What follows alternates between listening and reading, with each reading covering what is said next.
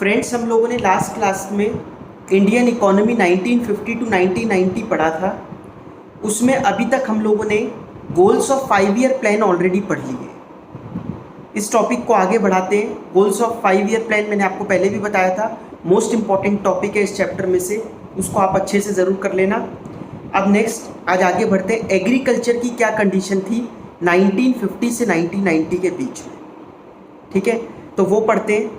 सबसे पहले एग्रीकल्चर में ये लिखा है in the previous chapter we have learn. पहले तो हमने on the eve of independence agriculture की क्या कंडीशन थी ये पढ़ा था।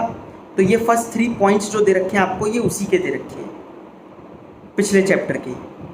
आगे बढ़ते हैं अब इसमें। फीचर्स और problems of agriculture during 1950 to 1990 क्या प्रॉब्लम्स थी, क्या फीचर्स थे एग्रीकल्चर के। Following were some of the main features और problems of Indian agricultural sector between 1950 and 1990, जिसमें फर्स्ट पॉइंट है लो प्रोडक्टिविटी।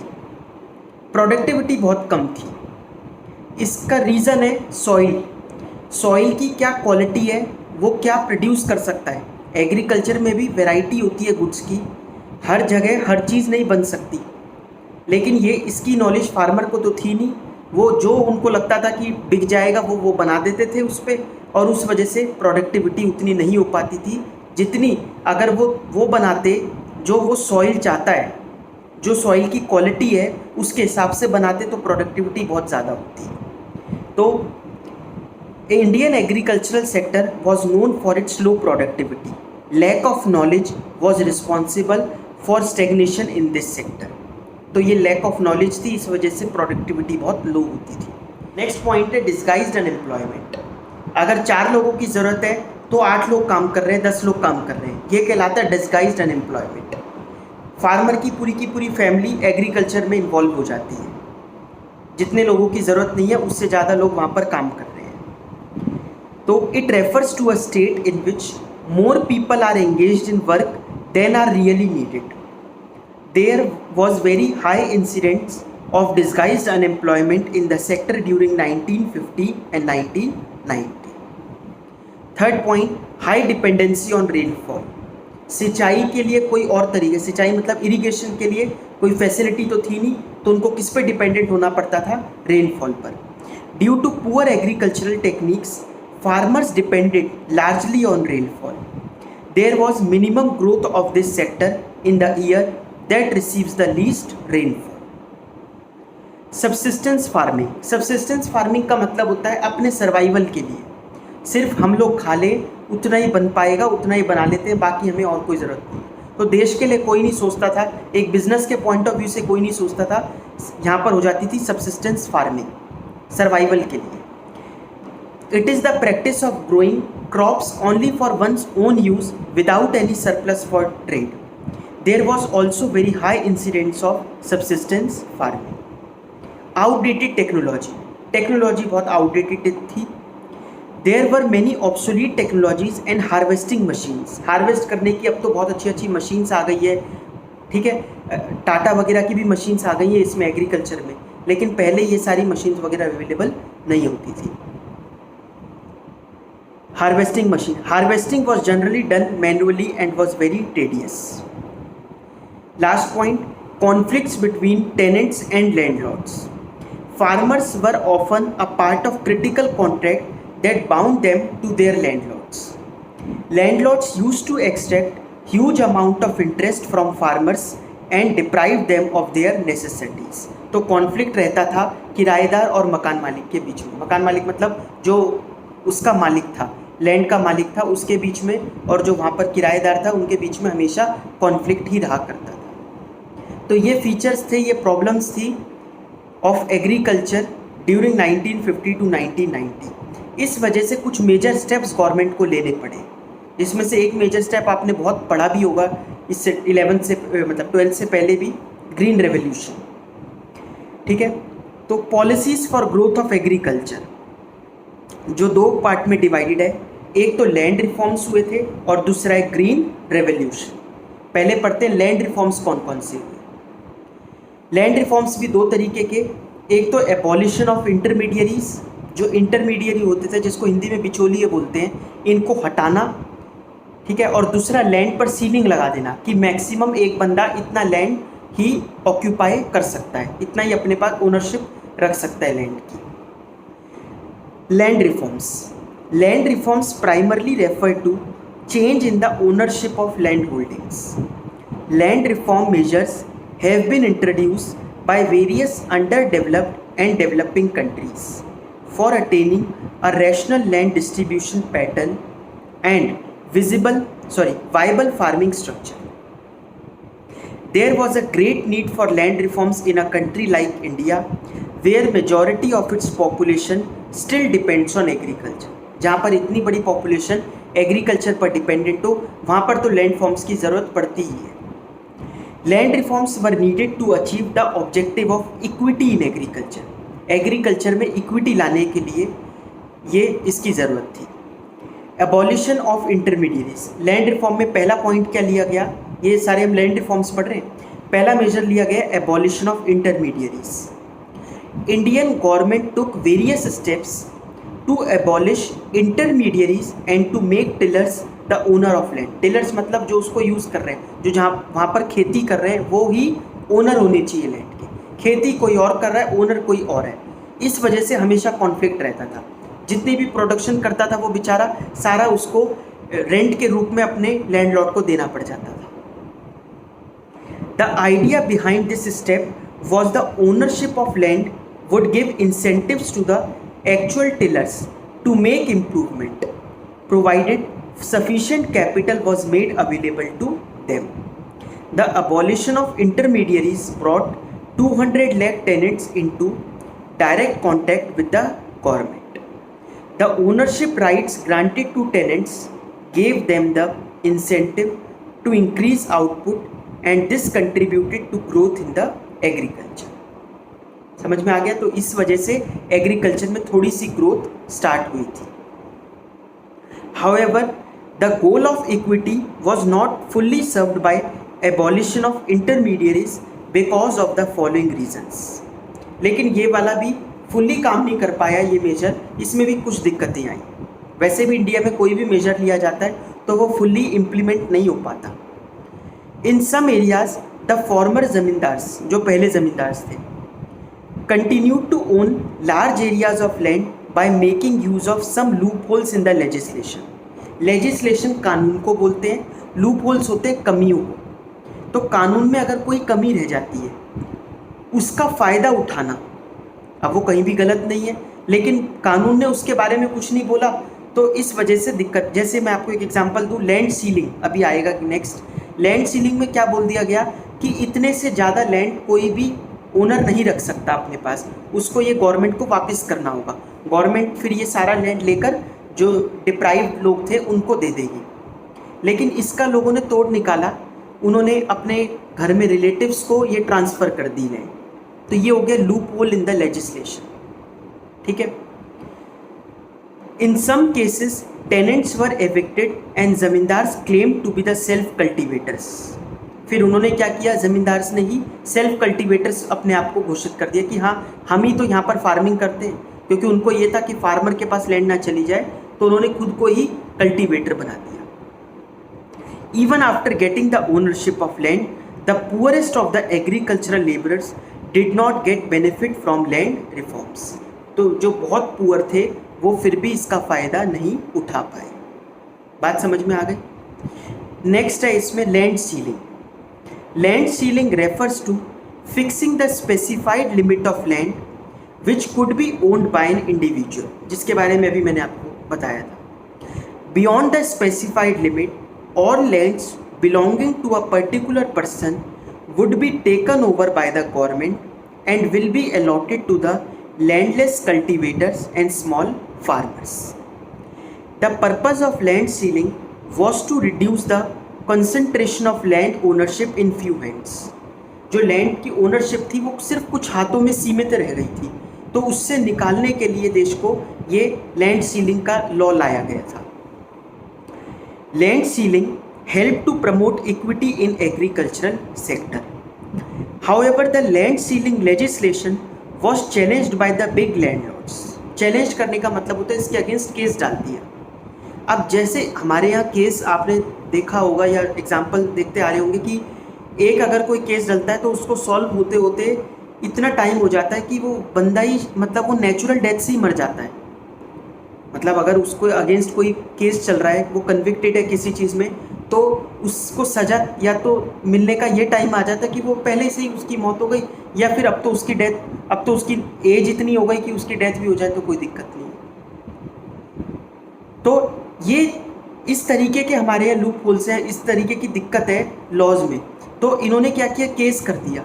अब बड़े बड़े लैंडलॉर्ड्स ने जब केस किया तो उनको लगा कि ये केस थोड़ा सा लंबा खींचेगा, इतने हम लोग अपनी लैंड को एंजॉय कर सकते हैं या फिर कुछ लूप होल्स ढूंढ सकते हैं इतने फॉर द टाइम भी। समझ में आ गया? तो however the land sealing legislation was challenged by the big landlords. They delayed its implementation. This delay time was used by them to get the land registered in the name of close relatives, thereby escaping from the legislation. इससे वो इस legislation से बच पाए। बात समझ में आ गई? Conclusion: land reforms were successful in Kerala and West Bengal because government of these states were committed to the policy of land reforms. Unfortunately, other states did not have the same level of commitment and vast inequality in land holdings continued. इस वजह से ये जो inequality थी वो continue होती रही। Next है new agricultural strategy green revolution in India. Green revolution के बारे में बहुत बचपन से पढ़ते आए हो। होता क्या है ग्रीन रेवोल्यूशन? कोई हमसे पूछ ले मतलब क्या है ग्रीन रेवोल्यूशन का, इसका मतलब होता है हाई यील्डिंग वेराइटीज़, मतलब ऐसी सीड्स को यूज़ करना जो ज़्यादा यील्ड दे पाए, पर ड्रॉप मोर क्रॉप। ठीक है। The new agricultural strategy was adopted in India during the third plan. ये इंपॉर्टेंट है कि ग्रीन रेवोल्यूशन कौन से 5 ईयर प्लान में आया था, कौन से में आया था? थर्ड 5 ईयर प्लान में। During 1960s the traditional agricultural practices followed in India were gradually being replaced by modern technology and agricultural practices.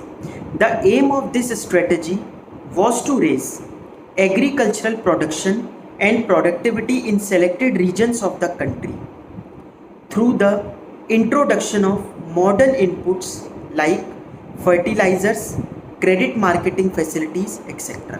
Credit marketing facility मतलब उधार पर, एक तरीके का लोन के रूप में दे देना कि बाद में जब आपके पास पैसा होगा तब पैसे वापस कर देना, अभी आप ये सामान ले जाओ।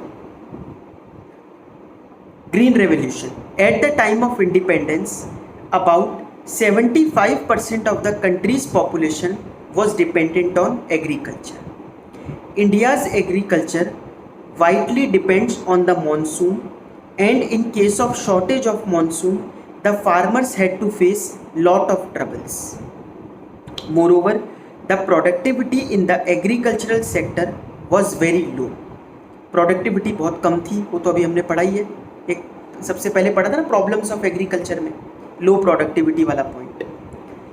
Due to use of outdated technology and absence of required infrastructure, as a result of intensive and continued efforts of many agricultural scientist, this stagnation in agriculture was permanently broken by the green revolution.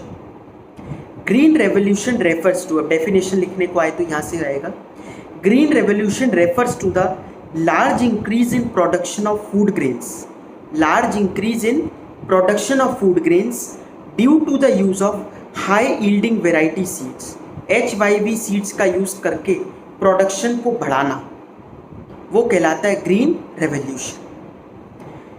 Green revolution is the spectacular advancement in the field of agriculture. ये एक major change लेके आया था agriculture में, क्योंकि इससे लोगों ने, जिन्होंने इनको यूज़ किया था हाई यील्डिंग वैरायटी सीड्स को, इससे प्रोडक्शन बहुत ज़्यादा ग्रो कर गई थी, तो इंडिया में सरप्लस हो गया था एग्रीकल्चर प्रोडक्ट्स का।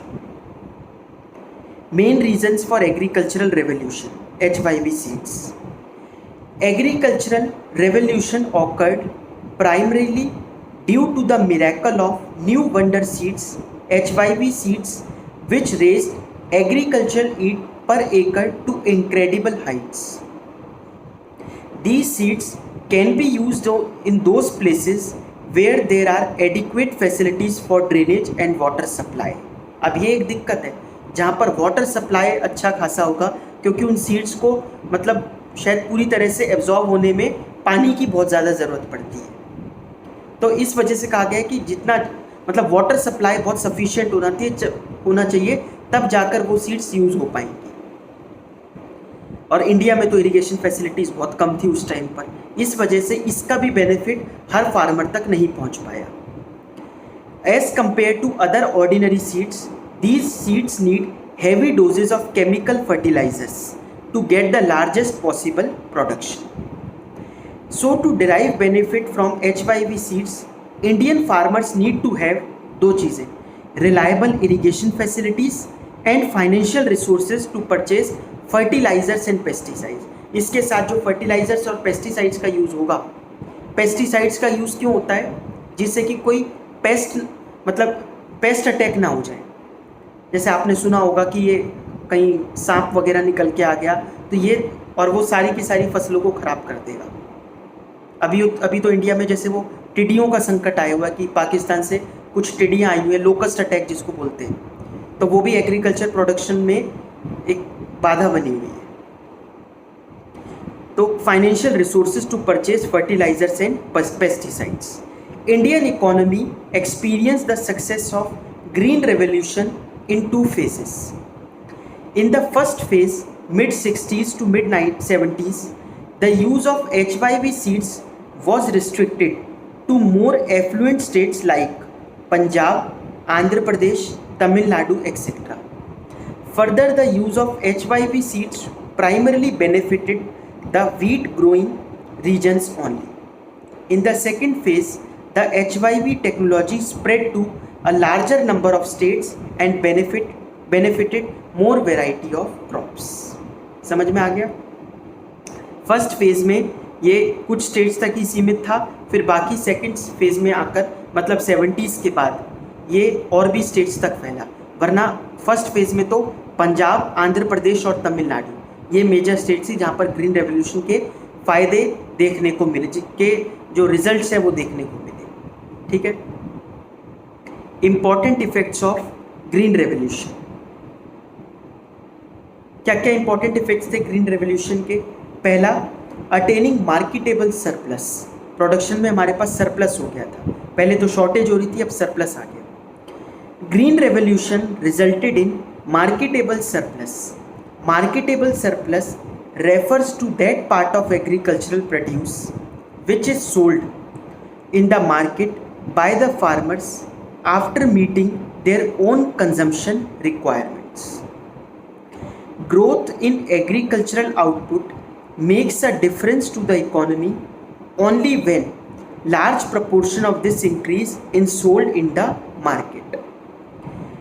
Fortunately, a good proportion of rice and wheat produced during the Green Revolution period was sold by the farmers in the market. तो पहला बेनिफिट ये मिला ग्रीन रेवोल्यूशन का कि हम लोग मार्केटेबल सरप्लस अटेन कर पाए। नेक्स्ट है buffer stock of food grains. The green revolution enabled the government to process sufficient amount of food grains। Process नहीं है, प्रोक्योर, कहने का मतलब रख लेना, कि इतना बफर स्टॉक हो गया कि आगे जब कभी शॉर्टेज होगी तो वो उसमें काम आ पाएगा। अब आप कहोगे ये तो ज़्यादातर पेरिशेबल गुड्स होते हैं, लेकिन वेयर हाउसिंग फैसिलिटी कुछ ऐसी होती है कि हमारे देश में जैसे अगर वेयर हाउस बने और उसमें कोल्ड स्टोरेज होता है जिसमें एक ऐसा टेम्परेचर मेंटेन कर दिया जाता है कि वो गुड कई दिनों तक मेंटेन रह सकता है बिना अपनी क्वालिटी डिटेरियोरेट करे। ठीक है, तो the green revolution enabled the government to procure sufficient amount of food grains to build a stock which could be used in times of food shortage। समझ में आ गया? बफर स्टॉक हो पाया फूड ग्रेन का। Last benefit to low income groups. As large proportion of food grains was sold by the farmers in the market, their prices declined relative to other items of consumption. The low income groups which spend a large percentage of their income on food benefited from this decline in relative prices. ठीक है, तो ये तीनों benefit है. Important question था कि green revolution के क्या क्या बेनिफिट्स हो पाएंगे. नेक्स्ट है risk involve in green revolution. एक रिस्क तो मैंने आपको बताया ही कि पेस्टिसाइड्स का इस्तेमाल ज़्यादा करना पड़ेगा, क्योंकि पेस्ट अटैक होने के वहाँ चांस ज़्यादा रहते हैं जब ऐसी HYV सीड्स का यूज़ किया जाता है. ठीक है, तो पहला है risk of pest attack. The HYV crops were more prone to attack by pest. वहाँ ज़्यादा चांस हो जाते हैं अटैक बाय पेस्ट के. So there was a risk that small farmers who adopted this technology could lose everything in a pest attack. However, this risk was considerably reduced by the services rendered by research institutes established by the government. Risk of increase in income inequalities. There was a risk that costly inputs required under Green Revolution will increase the income disparities between small and big farmers. Since only the big farmers, ये important बात है, since only the big farmers could afford the required inputs. उनका ये मानना था कि क्योंकि ये जो required inputs हैं, ये सिर्फ ये जो सीड्स वगैरह हैं, ये इतनी महंगी आती हैं कि ये सिर्फ बिग फार्मर्स ही इसका यूज़ कर सकते हैं. वो यूज़ करेंगे, वो और प्रोडक्शन कर पाएंगे, उनकी प्रोडक्शन तो ग्रो कर गई तो वो और रिच हो जाएंगे, और जो पुअर थे वो वहीं की वहीं रहेंगे, तो इनके बीच में तो गैप और बढ़ जाएगा. लेकिन इसके लिए गवर्नमेंट ने क्या किया, सब्सिडी प्रोवाइड करी थी. सब्सिडी मिली कि आप HYV सीड्स लो और आपको डिस्काउंटेड रेट पर मिलेगा. बाकी जो रेट मतलब अगर कोई 70 रुपये की चीज़ है तो वो फार्मर को 40 रुपये में 30 रुपये में अवेलेबल करवा दो. बाकी जितना भी शॉर्टफॉल है वो गवर्नमेंट खुद बियर करेगी. However, due to favourable steps taken by government, these fear did not come true. The government provided loan at low rate of interest to small farmers so that they could have also access to the needed inputs. ठीक है, next हुआ इसमें क्या आता है, subsidies to agriculture. जो subsidies है उस पर एक डिबेट शुरू हो जाती है कि सब्सिडी चालू रहनी चाहिए थी. कुछ लोग सब्सिडी टू एग्रीकल्चर के फेवर में हैं और कुछ लोग उसके अगेंस्ट में. Debate over subsidies to agriculture. Subsidy in context of agriculture means that the farmer get inputs at prices lower than the market price. जिस प्राइस पर नॉर्मली वो सीड अवेलेबल रहती है उससे सस्ते दामों पर फार्मर को वो सीड अवेलेबल कराई जाए, बाकी जितना भी नुकसान है वो गवर्नमेंट बियर कर ले. ये कहलाता है subsidy to agriculture. During the initial phase of green revolution, new technology was looked upon as being risky by the farmers. So it was necessary for the government to grant subsidies to provide an incentive for adoption of the new HYV technology. Initially ये बड़ा महंगा था, तो लोगों को adopt कराने के लिए भी कि लोग ये सीड्स का यूज़ करना शुरू करें, तो गवर्नमेंट ने सब्सिडी प्रोवाइड करना शुरू किया था. लेकिन ये लॉन्ग रन में कंटिन्यू रहनी चाहिए या नहीं रहनी चाहिए, इस पर एक डिबेट थी. However, with the passage of time, there has been debate over the huge amount of subsidies granted by the government. कई इकोनॉमिस्ट इसके फेवर में नहीं थे. पहले बात करते हैं economist in favour of subsidies. जो लोग फेवर में थे उनका क्या तर्क था. The government should continue with the agricultural subsidies as farming in India continues to be a risky business. ये एक रिस्की बिजनेस है, बहुत सारे चीज़ों पर डिपेंडेंट है. रेनफॉल अच्छी होनी चाहिए तब होगा, सीड्स वगैरह होनी चाहिए, सॉइल की क्वालिटी ठीक होनी चाहिए, तो बहुत रिस्की बिजनेस है. कोई पेस्ट अटैक नहीं होना चाहिए. इतना रिस्की बिजनेस है, इस वजह से गवर्नमेंट को सब्सिडी तो प्रोवाइड करनी ही चाहिए. Majority of the farmers are very poor and they will not be able to afford the required inputs without the subsidies. Eliminating subsidies will increase the income inequality between rich and poor farmers and will violate the ultimate goal of equity. इससे जो equity का ultimate goal है वो ख़त्म हो जाएगा. तो subsidies को एलिमिनेट करना गलत है, सब्सिडीज़ चालू रहनी चाहिए. क्योंकि सब्सिडीज चालू नहीं रहेगी तो स्मॉल फार्मर खरीद नहीं पाएगा सीड्स को, वो नहीं खरीद पाएगा तो वो यूज़ नहीं करेगा, बिग फार्मर उसको यूज़ कर लेगा, इससे इनके बीच में इनकम डिस्पैरिटीज आ जाएगी। लेकिन इकोनॉमिस्ट अगेंस्ट द सब्सिडीज, जो उसके अगेंस्ट में थे, उनका क्या तर्क था? According to some economist, subsidies were granted by the government to provide an incentive for the adoption of new HYV technology. उन्होंने कहा कि लोग एडॉप्ट कर लें, उसके लिए तो आप सब्सिडी लेके आए थे, अब इसको लॉन्ग रन में क्यों चालू रख रहे हो? So after the wide acceptance of technology, subsidy should be phased out in as their purpose has been serve, क्योंकि उसका पर्पस सॉल्व हो गया है, लोगों ने उसको यूज़ करना शुरू कर दिया है, अब इसको धीरे धीरे करके ख़त्म कर देना चाहिए subsidy. Subsidies do not benefit the poor. अब इनका ये दूसरा तर्क था कि सब्सिडी पुअर को कहाँ फ़ायदा कर रही है, क्योंकि जैसे 40 रुपये का अगर उसको मिला 70 रुपये की चीज़, तो 30 रुपये हम गवर्नमेंट किसको देती है? फार्मर को तो देती नहीं, जो सीड बेच रहा है उसको देती है। तो यहाँ तो उसका फ़ायदा हो रहा है, फार्मर का फ़ायदा नहीं हो रहा, ऐसा उनका मानना था। Subsidies do not benefit the poor and small farmers as benefits of substantial amount of subsidy go to fertilizer industry and prosperous farmers. Therefore, there is no case for continuing with subsidies as it does not benefit the target group and it is a huge burden on the government's finances. लेकिन फिर भी political decision भी लेना पड़ता है। Government politically सोचती है तो नहीं, सब्सिडीज़ को चालू रखना पड़ा, क्योंकि फार्मर्स को एक बहुत बड़ा वोट बैंक होते हैं, उनके साथ ये सब नहीं कर सकते, तो सब्सिडी प्रोवाइड करना ज़रूरी भी था। ठीक है, हम लोगों ने एग्रीकल्चर वाला पूरा टॉपिक पढ़ लिया है। इसके बाद नीचे दे रखा है critical appraisal of agricultural development, तो ये पूरा समराइज करके दे रखा है। अभी तक हमने जो पढ़ा कि पहले क्या कंडीशन थी, फिर गवर्नमेंट लैंड रिफॉर्म्स लेके आई जिसमें एबॉलिशन ऑफ इंटरमीडियरी करा, लैंड सीलिंग हुई, और फिर नेक्स्ट गवर्नमेंट ग्रीन रेवोल्यूशन लेके आई जिससे क्या क्या फ़ायदे हुए। ठीक है, ये समराइज़ करके इसको दे रखा है, तो इसको रीड कर लेना आप लोग। एग्रीकल्चर सेक्टर वाला टॉपिक पढ़ लिया है। नेक्स्ट इंडस्ट्रियल सेक्टर हम लोग नेक्स्ट क्लास में पढ़ते हैं। नेक्स्ट क्लास में मोस्ट प्रोबेबली ये चैप्टर हमारा कंप्लीट हो जाएगा। ठीक है, बाकी हम लोग नेक्स्ट क्लास में